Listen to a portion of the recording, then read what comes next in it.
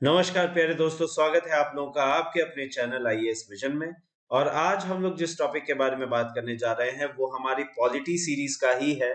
और यहाँ पे हम लोग देखिए अभी तक कर क्या क्या चुके हैं वो देख लेते हैं। इससे पहले हम लोग देख चुके हैं, शुरुआत से शुरू करें तो हम लोगों ने देखा था union and its territory, India of India as a union and territory, article 1 से लेके 4। उसके बाद में हम लोग फिर आगे बढ़े थे और आगे बढ़ के हमने देखा था आर्टिकल 5 टू 11 सिटीजनशिप वाला पार्ट। फिर सिटीजनशिप के बाद में हम लोगों ने देखे थे फंडामेंटल राइट्स जो थे आपके। फिर उसके बाद में हम लोगों ने 51 तक, 36 से 51 तक, यहाँ तक डीपीएसपीस देखे थे। फिर हमने यूनियन लेजिस्लेचर देखा और फिर हम लोगों ने देखा स्टेट लेजिस्लेचर। इसके बाद में बारी आती है, जरा हम लोग ये समझ लें कि यूनियन टेरिटरीज क्या है, इनकी फंक्शनिंग कैसी है और ये क्या होती हैं और इनका पर्पस क्या है, और सबसे इंपॉर्टेंट बात, इन्हें बनाया क्यों गया। और इस पे भी डिस्कशन करेंगे कि क्या अब इनका प्रोविजन रखना ऑब्सोलीट हो गया है, क्या इन्हें यूज करना, मतलब क्या इनको खत्म कर देना चाहिए, क्या, इन सब के बारे में डिस्कशन किया जाएगा। तो आइए बिना किसी देरी के शुरू करते हैं। तो सबसे पहले इस बारे में चर्चा कर ली जाए कि रीजन क्या है कि यूटीज को हमें देना पड़ रहा है भारत में। यूनियन टेरिटरीज को इंडिया में देने के पीछे का कारण जो है वो कारण देखिए पॉलिटिकल है।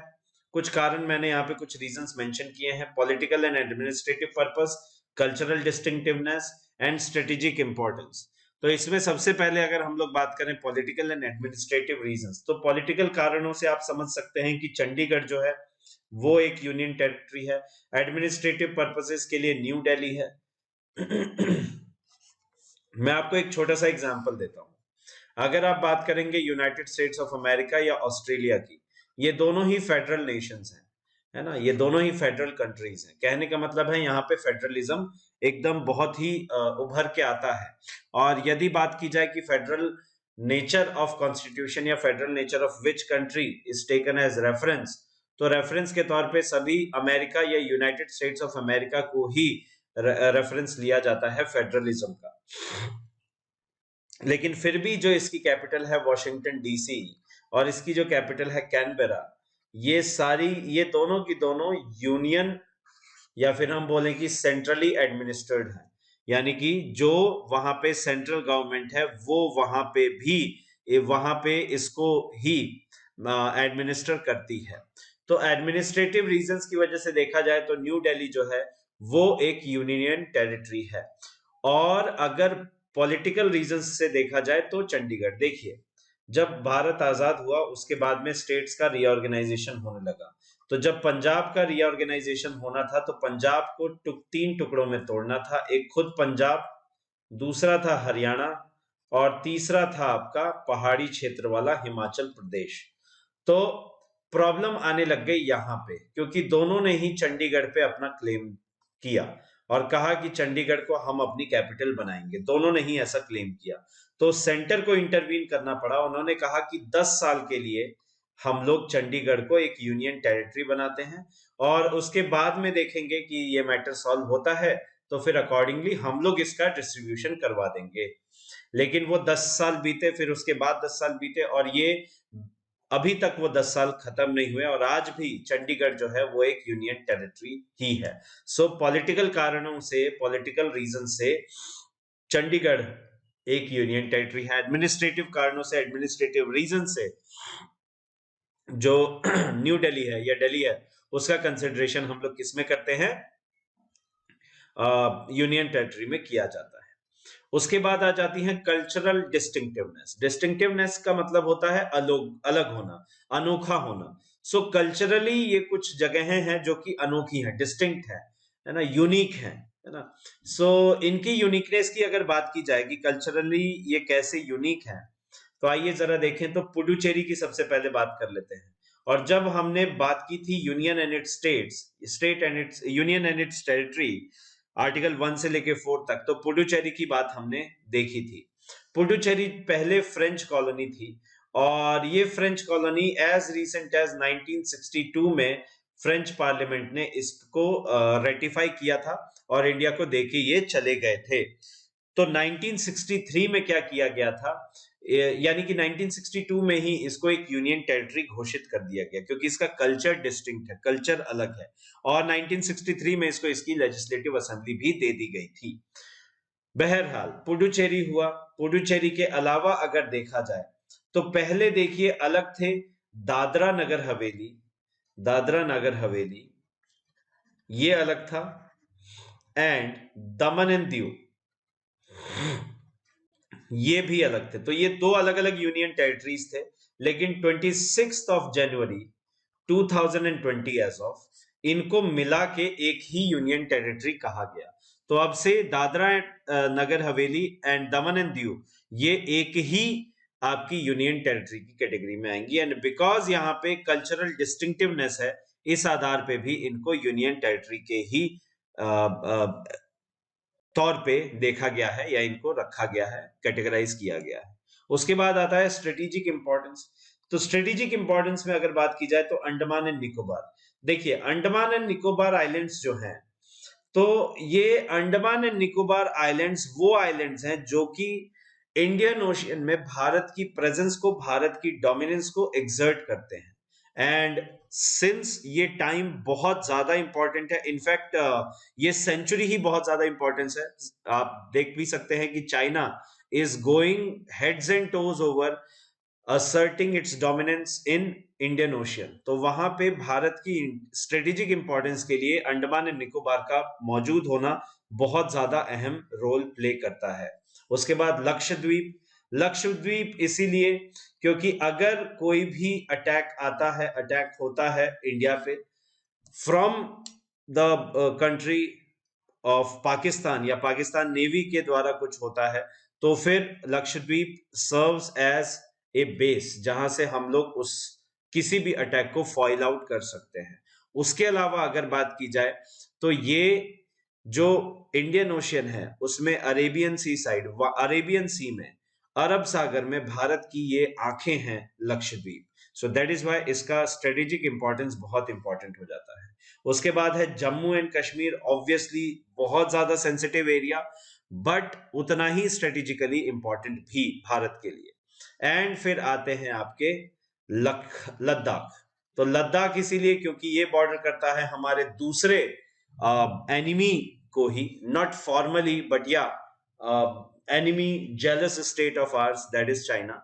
सो Ladakh is that union territory. तो इन्हीं कारणों से इनको डिफरेंशिएट किया गया। एंड इनको, इनकी कहने का मतलब यह है कि अगर डेमोक्रेटिकली देखा जाए, डेमोक्रेसी के टर्म्स में देखा जाए, तो एक सरकार सेंट्रल लेवल पे है, एक स्टेट लेवल पे बनाई जाती है।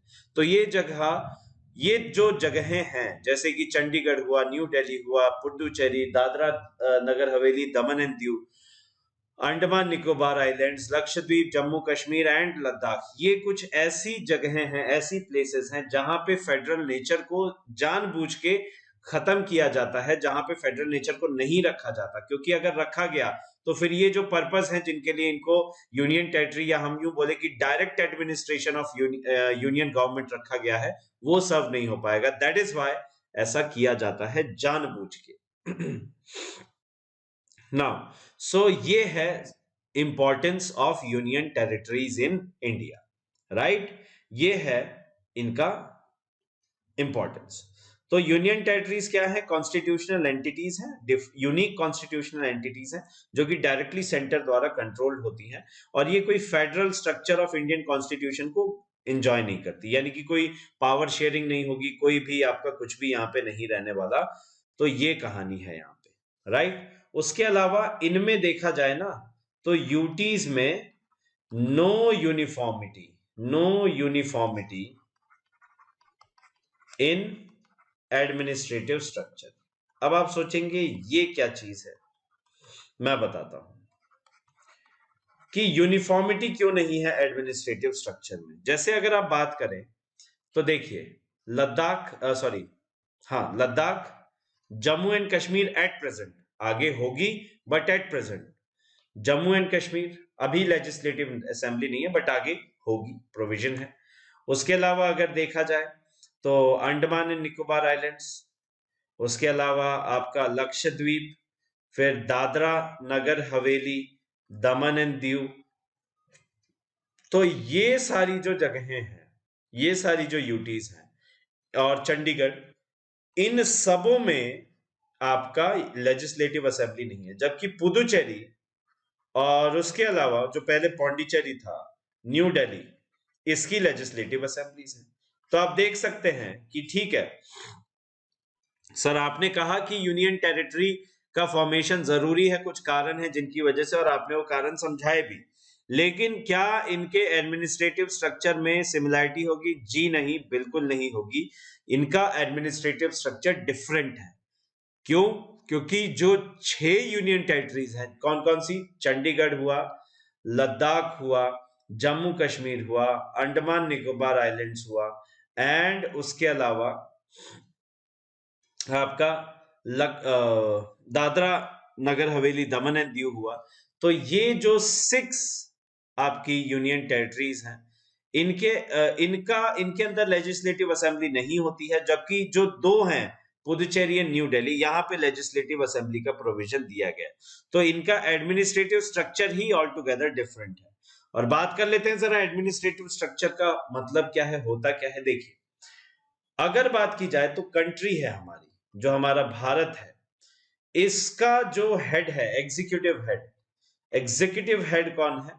वो है प्रेसिडेंट ऑफ इंडिया, भारत के राष्ट्रपति। ठीक है, तो अगर भारत के, यूनियन ऑफ इंडिया के एग्जीक्यूटिव हेड प्रेसिडेंट हैं, तो देयरफॉर यूटी के भी जो एग्जीक्यूटिव हेड होंगे वो कौन होंगे? जो यूटी के एग्जीक्यूटिव हेड होंगे वो भी कौन होंगे? प्रेसिडेंट ही होंगे। So who is the president? President is the executive head of a country, of India for example. And अगर बात की जाए तो स्टेट में कौन हो जाता है? गवर्नर। ऑफ कोर्स हम देख भी चुके हैं, एग्जीक्यूटिव हेड कौन है? गवर्नर। तो सिमिलर पर्पस सर्व करते हैं governor as done by the president. So इस तरीके से हम लोग देखते हैं। अच्छा, और जो प्रेसिडेंट हैं, देयरफॉर इसका मतलब क्या है? जो प्रेसिडेंट हैं वही एडमिनिस्टर करेंगे या मैनेज करेंगे यूटीज को, यूनियन टेरिटरीज को, यही मैनेज करने वाले हैं। अब यार इन्होंने मतलब अगर आपने किसी भी प्लेस को यूनियन टेरिटरी बनाया है, तो कहने का मतलब है कि वो डायरेक्ट किसके अंडर में है? सेंट्रल गवर्नमेंट के। अगर वो सेंट्रल गवर्नमेंट के अंडर में है, तो इसका मतलब साफ साफ भाषा में ये हुआ कि वो directly ruled by the central government है। तो एग्जीक्यूटिव हेड कौन हो गए? प्रेसिडेंट हो गए। तो प्रेसिडेंट जो है वो मैनेज करते हैं, एडमिनिस्टर करते हैं यूनियन टेरिटरीज को, और ये जो मैनेजमेंट है, एडमिनिस्ट्रेशन है, वो किया जाता है with the help of officer. तो ये ऑफिसर्स होंगे कुछ, उनकी मदद से ऐसा किया जाएगा, उनकी हेल्प से ऐसा किया जाएगा। और ये जो ऑफिसर्स है, and these officers must be suitably named. इनका सूटेबल नाम भी होना चाहिए।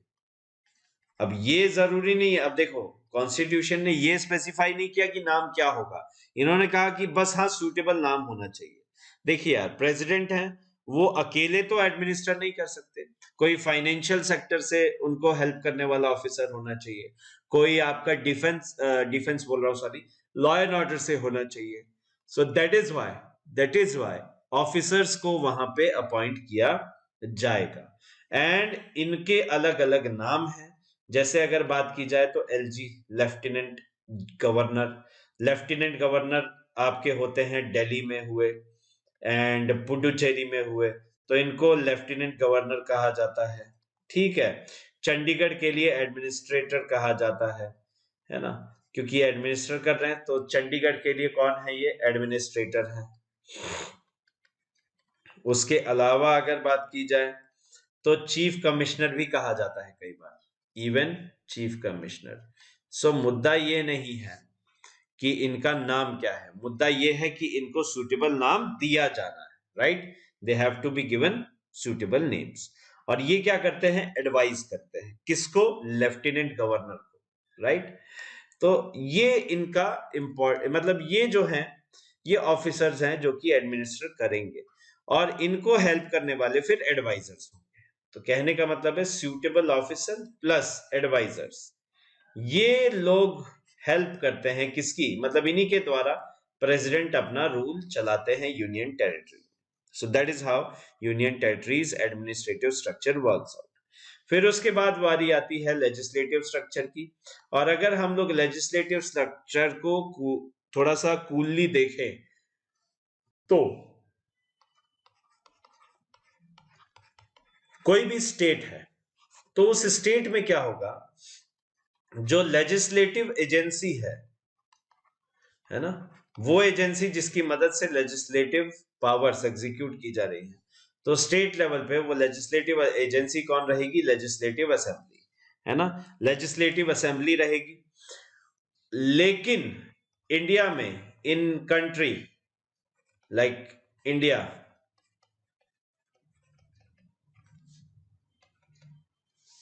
ये देखिए अगर यहां पे बात करें तो जो लेजिस्लेटिव असेंबली है,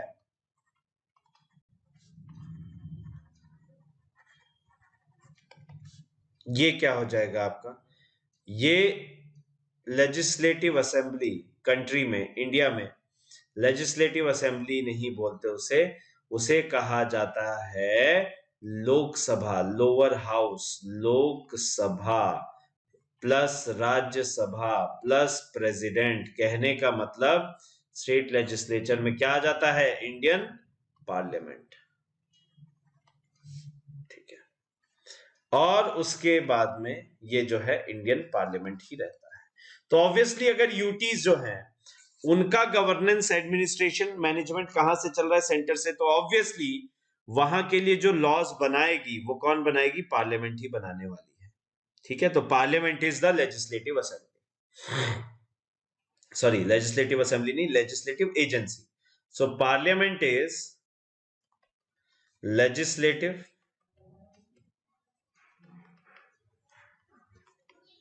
एजेंसी, राइट,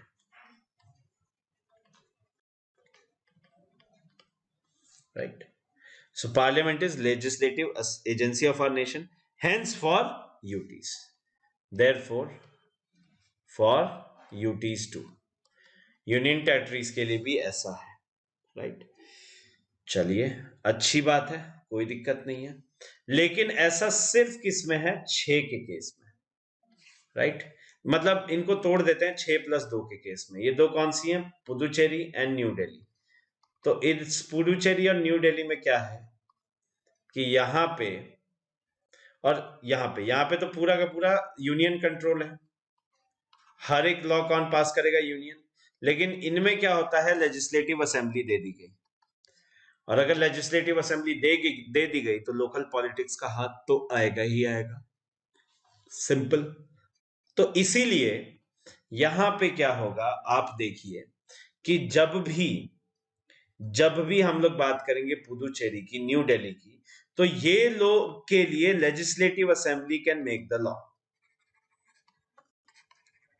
ठीक है, ये बना सकते हैं, सिवाय 3 के, लॉ एंड ऑर्डर, है ना, law and order, land and police, right. So law and order, land and police, in 3 topics को छोड़ के ये सब पे लॉज बना सकते हैं लेजिस्लेटिव असेंबली, इन दोनों में। और चाहे वो स्टेट लिस्ट हो, चाहे यूनियन लिस्ट हो, चाहे कॉन्करेंट लिस्ट हो, कोई फर्क नहीं पड़ता, इन 3 को छोड़ के, एज लॉन्ग एज इन 3 को लीव किया, इन 3 को छोड़ा गया है, आराम से लॉज पास किए जा सकते हैं by the legislative assembly. But parliament जो है उसको फर्क नहीं पड़ता, इंडियन पार्लियामेंट अगर किसी भी यूनियन टेरिटरी के लिए लॉ पास कर रहा है, तो चाहे वो स्टेट लिस्ट हो, यूनियन लिस्ट हो, या फिर कंकरेंट लिस्ट हो, सब पे बेस्ड लॉज बनाए जा सकते हैं, फ्रेम किए जा सकते हैं। तो ये अंतर है। उसके अलावा अगर हम लोग दिल्ली की बात करें, तो दिल्ली की जो लेजिस्लेटिव असेंबली है उसका ओनली 10% जो है वो मिनिस्टर्स बन सकते हैं, राइट, सिर्फ 10%, ओके, 10% जो है वो मिनिस्टर बन सकते हैं, यानी कि दिल्ली के लेजिस्लेटिव असेंबली की जो सीट्स हैं वो 70 है, तो यहां से मिनिस्टर्स कितने हो सकते हैं, 7, राइट। कितने हो सकते हैं? 7, 7। I hope it is clear, right. Maximum इतने हो सकते हैं, से कम हो ठीक है, बट मैक्सिमम इतने ही हो सकते हैं। That's all, that's all, right. फिर इसके बाद में आ जाता है आपका जुडिशियल स्ट्रक्चर। और जुडिशियल स्ट्रक्चर की अगर बात की जाए तो देखिए, मैं यहां पे कुछ आपको बताने जा रहा हूं। जैसे जम्मू एंड कश्मीर हुआ, है ना, जम्मू एंड कश्मीर के अलावा दिल्ली, जिसे आप न्यू दिल्ली बोल रहे हैं, इसे एक्चुअली नेशनल कैपिटल टेरिटरी भी कहा जाता है। इसके पीछे की जो स्टोरी है वो समझा देता हूं, आप एनसीटी समझ जाओगे। सो नेशनल कैपिटल टेरिटरी, देखिए, आजादी से लेके 1956 तक, till Delhi was a state, ठीक है, till 1956 Delhi was a state. उसके बाद में उसको डाउनग्रेड करके कर दिया गया आफ्टर 1956, है ना। आफ्टर 1956, 1956 के पश्चात हुआ क्या कि यहां पे इसको डिमोट करके एक यूटी बना दिया गया, ठीक। अब 1956 से लेके अगर बात की जाए यहां तक 1992 तक, इस समय अंतराल के दौरान ये था विदाउट लेजिस्लेटिव असेंबली। लेकिन 69th कॉन्स्टिट्यूशनल अमेंडमेंट एक्ट लेके आए गए, और उस एक्ट में हुआ ये कि सन 1992 इस दौरान एक लेजिस्लेटिव असेंबली दे दी गई, किसको? दिल्ली को, राइट। लेकिन ऐसा हर कोई मतलब एंजॉय नहीं कर सकता, हर एक यूनियन टेरिटरीज के पास में नहीं है। पौंडीचेरी के पास आई मीन लेजिस्लेटिव असेंबली है, एंड दिल्ली के पास में लेजिस्लेटिव असेंबली है। उसके अलावा जम्मू एंड कश्मीर एंड दिल्ली, इन्हीं को, जम्मू एंड कश्मीर, अगर मैं बात करूं जम्मू एंड कश्मीर एंड दिल्ली, ठीक है, दिल्ली, सो जम्मू कश्मीर एंड दिल्ली, अगर बात की जाए तो जम्मू कश्मीर एंड दिल्ली के पास ही अपने खुद के हाई कोर्ट्स हैं, बाकी किसी के पास नहीं। जैसे अगर बात करेंगे आप लद्दाख की, तो लद्दाख जो है वो जम्मू एंड कश्मीर का ही हाई कोर्ट का जुरिस्डिक्शन है वहां पे। अगर आप बात करेंगे चंडीगढ़ की, तो चंडीगढ़ के केस में क्या हो जाता है कि पंजाब हाई कोर्ट यहाँ पे उसका जुरिस्डिक्शन है। अच्छा, उसके अलावा बात की जाए पुडुचेरी की, तो पुडुचेरी में जो जुरिस्डिक्शन है पुडुचेरी में, पौंडीचेरी जो पहले था, वो है मद्रास हाई कोर्ट, जो अब चेन्नई हाई कोर्ट भी कहलाता है, ठीक। उसके अलावा लक्षद्वीप इसका जो है वो रहता है किसमें? लक्षद्वीप का है आपका केरला हाई कोर्ट, राइट। अगर बात की जाए next Andaman and Nicobar islands, तो अंडमान एंड निकोबार आइलैंड्स के लिए कहां? आपका कोलकाता हाई कोर्ट, राइट। उसके बाद में आप देखेंगे बॉम्बे हाई कोर्ट के बारे में, तो ये Dadra Nagar Haveli and Daman and Diu, right. सो इसके लिए अगर बात करेंगे आप, तो यहां पे आ जाता है कौन? यहां पे आ जाता है आपका बॉम्बे या मुंबई हाई कोर्ट, ठीक है, मुंबई हाई कोर्ट। तो ये हाई कोर्ट्स हैं। इसका मतलब ये हुआ कि जुडिशियल जुरिस्डिक्शन की बात करें तो सिर्फ दो ही ऐसे जम्मू एंड कश्मीर और दिल्ली के यूनियन टेरिटरीज हैं जिनके खुद के हाई कोर्ट हैं। अदर जो हैं वो नेबरिंग स्टेट्स या नेबरिंग यूनियन टेरिटरी, जैसे आप देख लीजिए कि जम्मू एंड कश्मीर में तो लद्दाख वाला भी आ जाता है, तो नेबरिंग वाला जो फीचर है उसके अंदर के जो हाई कोर्ट्स हैं उन्हीं के लिए इसे देखा जाता है। सो ये है judicial structure, and I hope आपको ये यहां तक का पार्ट समझ में आया। नेक्स्ट लेक्चर में हम लोग थोड़ा इस डिस्कशन को और नेक्स्ट लेवल पे लेके चलेंगे, बट अभी के लिए इतना है। उम्मीद करता हूं आपको वीडियो बहुत पसंद आया हो, मजा आया हो। तब तक के लिए कि हम लोग कल मिलें सेम टाइम पे सेम जगह पे, मैं आपको यही गुजारिश करना चाहूंगा कि प्लीज वीडियोस को शेयर कीजिए, प्लेलिस्ट बनती जा रही हैं।